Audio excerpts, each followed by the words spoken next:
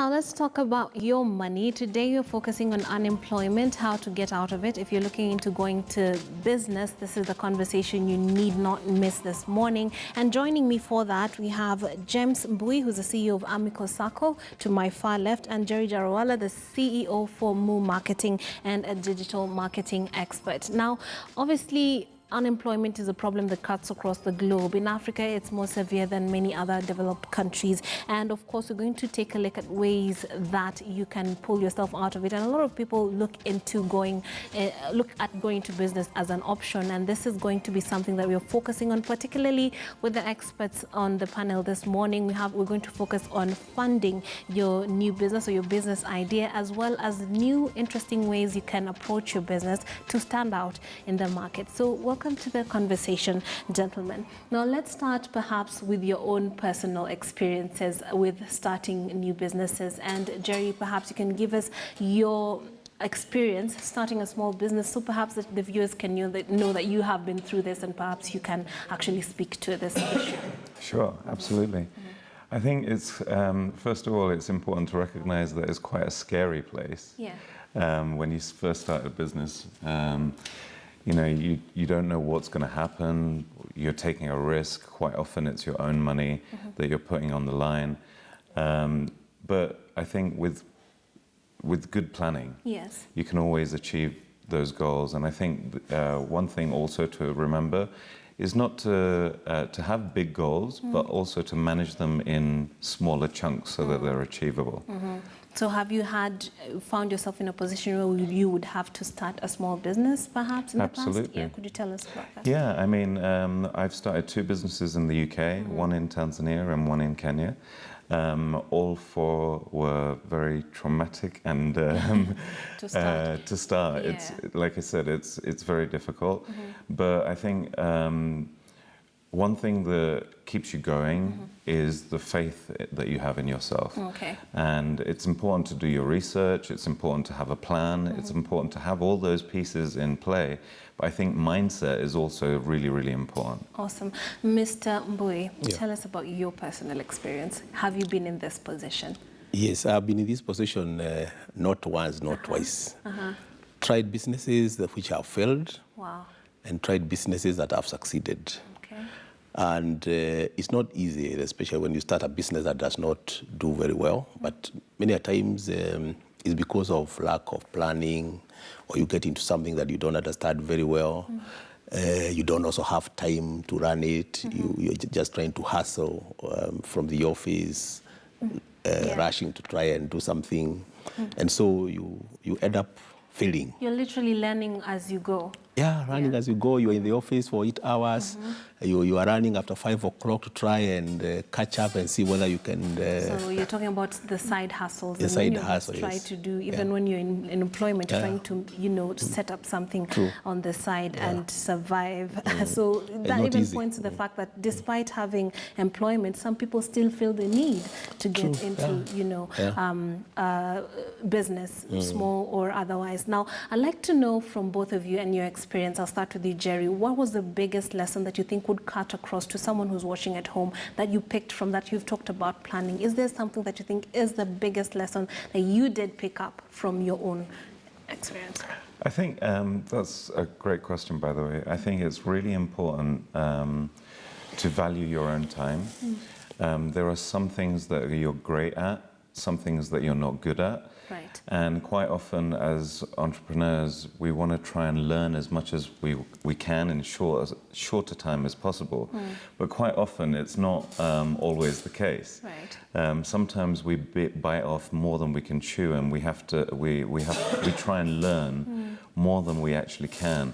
And often that learning scope is bigger than we anticipated, and we find ourselves on a journey of learning something completely new, which is out of scope of our business, and we get distracted by that learning journey. Yeah. And instead of making money in your own business, you're there trying to learn a new skill. And in my experience, that happened even whilst trying to build a sign on top of a shop. I didn't want to pay for a sign full price. Yeah. but it took me 3 months to actually go and find the raw material, then find the fundi, and then find all these... Trying to save money and do it yourself. But actually ended up taking me 3 months to build this sign. And the opportunity cost of that was that I didn't focus on my business for 3 months. Great learning lesson. Right. Great learning lesson of what not to do. And yeah, I'll never forget the time that I tried to be a sign maker. Yeah, and you know, that then costs you a lot of time, and obviously, so you're pointing to the need to outsource. Stick to your skill set. You stick to your lane, as we often say. Mr. Mbui, what would be your biggest lesson from your experiences? My biggest lesson from my experiences is that most of us who are employed and want to get into business, try to get into a business that does not take a lot of your time. More so, try to go into investment more than business. Right. Should you go into business, make sure that you have somebody that is trusted, probably a spouse, a family member. Who's very invested in it. Yes, as well. You might not be too sure.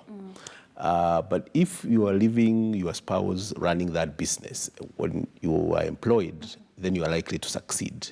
But of course, you have to keep also helping them so that your input is also taken into consideration even as the business runs.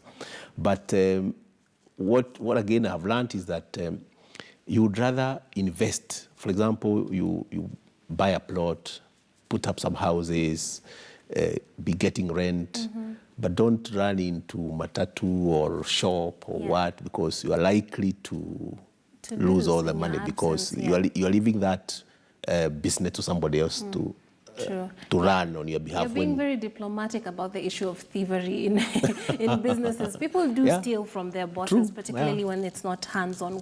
Could you speak to that, Jerry?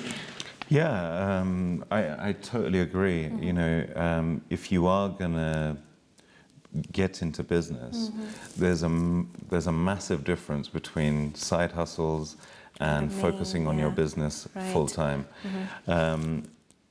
It is difficult to trust other people, but I think it's also important to have those systems and processes in place. I think there is a way to do it. Thievery happens because of lack of control and lack of process. So how I've done it in the past, as I've got burned before. I've had things stolen from warehouses and things like that. How do you combat that? By having good stocking systems, making sure that there is inventory control, making sure that your accounting systems are in place, no under-the-counter deals, you know, making sure that receipts are always provided when a transaction happens. Quite often, as a new business, you forget all that. But as you grow, you realize how important it is, not just some people think that, oh, if I give receipts, I'll have to pay tax. But actually, you know, you're no one special. You know, the government know exactly what you're doing, and quite often they know it before you even know it, because they've had so much exposure to other businesses. But my point being is that you have to have your controls in place, your processes in place, and even if it's using a pen and paper, I'm not even saying use software or technology at this stage, just know that I have 20 items of this. That was the case at 8 o'clock in the morning, now it's 6 o'clock in the evening, how much do I have, and the balance should be there. That cannot be done when you're focusing on yet another job. So it might be an issue of being hands-on. And given that we're talking to people who are unemployed, or we're targeting this conversation towards them, then it would be appropriate for them to have this sort of systems, because if you're not present, then it's not difficult. You could give instructions, but you can't really have that control. Mr. Mbui, I'm curious to know about your advice on how funding should happen. Should borrowing come into effect? Should it come from your personal savings, if you have any, or should one turn to a circle like the one you represent or belong to in terms of management, or should it just be a question of, you know, the apps that everyone has? How should one approach funding for a small business? For a small business, and especially when you are starting up, The advice would be that you start up with your own money. Money that you could have saved, or money that you could also borrow from relatives and friends. Because we are not necessarily talking about a lot of money. If today you have 1,000, 2,000 shillings and you go to Gikoba, buy a few nice shirts, and you come sell them, you might make another 1,000 or 500 shillings. You have started a business, simple business. Start small, understand the business, so that even as you think about borrowing, you are going to borrow for specific purposes. You are going to borrow because you need to increase your stock, because you now know that you can sell 10 shirts, and you can't keep asking people to assist you. So you can go to Asako, or you can go to a mobile lender and borrow now 5,000 shillings, because you are very specific that if you now did 100 shirts, and you probably even employed 2 young men to walk along with you, one take this street as you take the other street, you will you'll be able to sell all those shirts. So we are very specific that at the end of the day, or at the end of the week, or at the end of the month, you'll be able to pay up the money that you borrowed, and you'll be able to be left with a profit. So even for a bigger business, you have this general shop or a hardware or whatever, you borrow when you are sure, if it is for stock, that now there is demand. People are asking, your customers are asking for goods that you don't have in stock. So you are able to tell that if I brought in this item, it is going to be sold. So for specific purposes. Or you realize that you have challenges with transport, and rather than having to depend on outsourced transport, that is now time to get your own transport, and so you can go to your financier, ask them to lend you money to buy for you a vehicle, or an equipment, depending on the business that you are in. And you know that this is the missing link. If you get this is the missing link. Don't just go and borrow because a loan is available in a money lender. It could be a mobile lender, or it could be a SACCO, or it could be a bank, or whatever. Don't borrow because money is available. Borrow when you are very sure that I'm borrowing this money to do this, and especially if it is for business. Don't borrow for general purpose. Borrow for very specific purposes. I usually see people making applications, because I look at loan applications every other day. And an application is presented, and you can see somebody says, I want to buy a vehicle, I want to add stock, I also want to buy a cow with this very loan.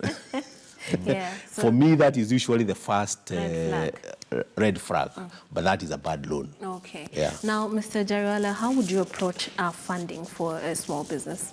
Do you agree with this? I do agree, actually. I think having your own money in business is really, really important. And the only caveat to that is if it's a startup, which is backed by a much bigger idea or a much bigger plan. But in the entrepreneurial world, I think it's really important to have skin in the game. And you have to put your own money first, because then you're going to feel that pinch. It's quite easy to borrow money, like you said, and to have a specific pain point that money relieves is really important. So cash flow is one of the biggest reasons why businesses fail. People understand that I buy something for 2 and I sell it for 4, but they don't necessarily understand that I need to save 1 out of that profit for cash reserves to replenish stock, to grow. Every time I grow my business, it causes me pain. And what I mean by that is it causes pain cash flow-wise, also effort-wise, time-wise. And you have to be clear on that. It's not just about the money. Money does not just solve all your problems. In fact, if you don't have the right plan in place, but you have money, quite often money can amplify that problem. So I see money as an amplifier. Yeah. If you have a proven business model, you add money to it, you're gonna expand. If you have a bad business model and no plan, and you add money to it, it spirals downwards. So you can't just throw money at the problem, as they say. So wait till the business has a rhythm and there's structure, and then basically have a plan that works in order that the money can just accelerate the business and its growth. Now, while you can borrow and have all those things in place, some things that happen to businesses are not planned. Let's say maybe a bad economy, maybe the situation is not just right, a robbery, something could happen that would strike the business in a negative way, and that would be an expensive could also be an expensive mistake. You did a misstep, thought it would work out, and it doesn't. So, and you've taken a loan, let's say. Yeah. So how does one approach it? Because a lot of people do not invest because they're afraid that I might take this loan, throw it into this venture, and then things fall apart, and then I'm left with a loan and nowhere to go, and now I'm under zero, Yeah, sure. So how do you work out that type of situation? Let's say, particularly if you've taken a loan, how do you work it out? When you're doing business, one of the things that you must also be concerned about is risk management. Okay. You need to manage your risks. So when you have a business, it is important that you ask yourself, what are the risks associated to this business, and how can I mitigate these risks? For example, there are insurances for stock. Okay. You insure that stock. That should something happen. Even if you're doing a small 5-shirt Mtumba business. It's anyway. Yeah. But of course, it's still an investment. It's still an investment, of course. But I know it's possible because there is micro insurance. Yeah. If you go to an insurance company and tell them this is a business I'm doing and I would want some form of insurance, I'm sure they're going to listen to you. Because like a Comba market, for example, has been having a lot of fires every now and you then. Don't plan for that. Now, those people, if you have insured your business or your stock, I am sure when you go to the insurance company, you will be compensated. Because what they do is that they are going to take all the facts and all the information that is important and necessary, and they insure your business, so that at least when such a thing happens, you can be restored back to where you were. Right. Motor vehicles, you can insure. Machinery and equipment, you can insure. If you are a farmer, you can insure your animals. Yes. You can insure. Personally, I'll give my own example. I had done a bit of farming and planted some fruit trees last year. And when there was a lot of flooding around November, December, they were all cleared by flood because it was next to a river. I had not thought about insurance. So I lost all that investment.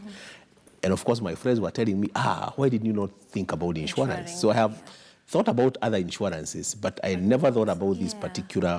Which is possible, which is possible for it, yeah. So that's one of the major ways to... Yeah, and of course, other yourself. mitigations is, as Jerry has said, your cash is safe. If you have to... And nowadays, there are many ways of ensuring that your cash is safe. You can decide to go digital, ask people that you are pay me through M-Pesa, so that you don't have to be taking money to the bank all the time. You minimize your risk. Should you have cash, then you have to plan on how then you'll be taking your money to the bank without necessarily people spotting you that you have this routine that every 9 o'clock somebody goes with a paper bag to the bank. Exactly.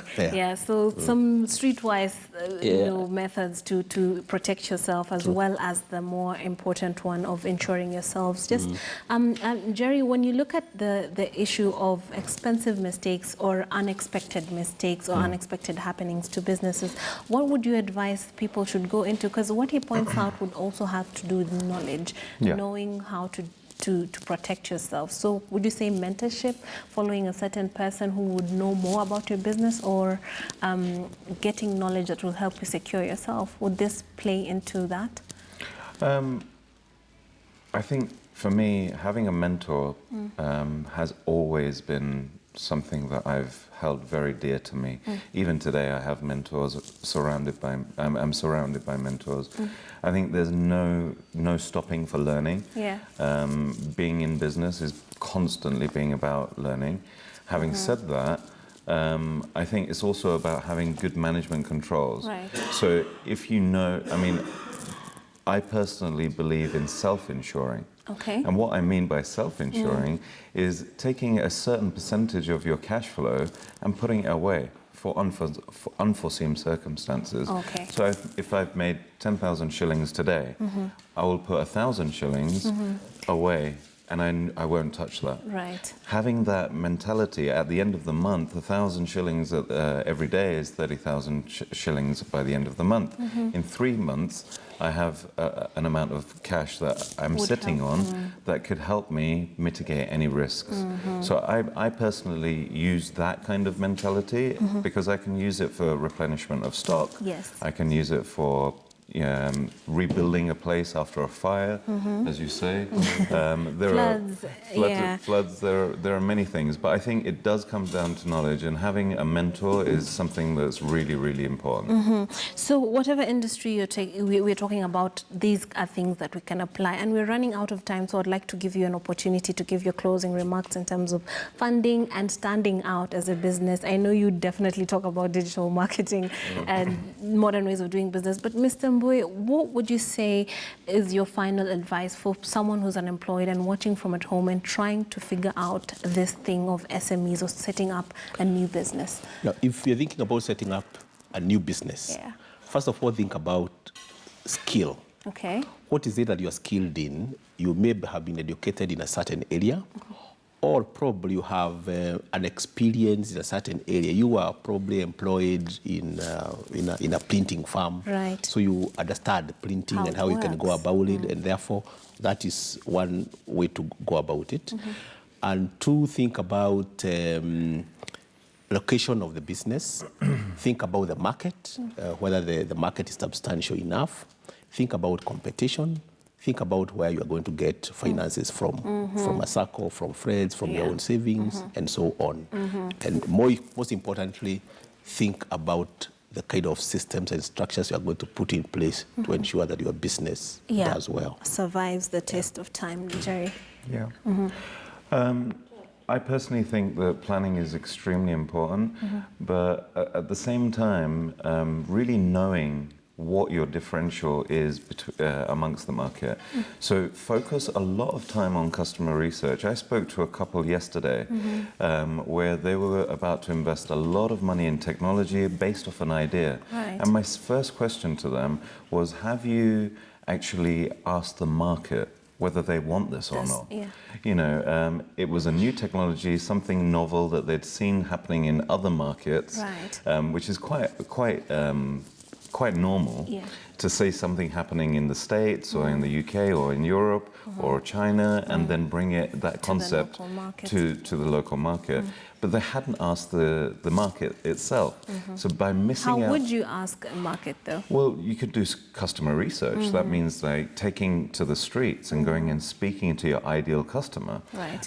Finding out whether they actually need it. You can do it on a mass scale. You can use digital marketing for that. Yeah. There are many ways to get information from the market, and if you don't do that, then you could be putting your money at risk because you haven't warranted the model in the first place. All right, thank you very much, gents. That has been Jerry Jariwala, who's the CEO for Moo Marketing and a digital marketing expert, as well as James Mbui, CEO Amika Sacco. Very lovely having this conversation with you. And I think as we draw to a close, I wonder if Michael has a question about starting a small business, because mine would be purely because I've had a lot about planning. I've had a lot about making sure you do research. Is there a place for gut feel? Do businessmen need that, just a sixth sense that you really cannot put on paper that tells you this is a good thing despite not having the figures? I would say definitely yes, but also we have this mentality in this region of following our neighbor. Right. Just because somebody else is doing it, blindly following is not the way to do it. So yes, there is a place for gut feel. I totally 100% go on my gut for a lot of things, but that also comes with experience. Okay. So take it with a pinch of salt and go All right, with so it. plan as much as you can. Well, they do say that failing to plan is planning to fail. Right. So as a result, I guess that's what happens. But yeah, there is a place for gut feel. That's where we're going to wind up the show. Thank you very much, gentlemen and Tricks, for the show. And I've learned a lot. My name is Michael Gitonga. Take this opportunity to wish you all a fantastic and a wonderful day.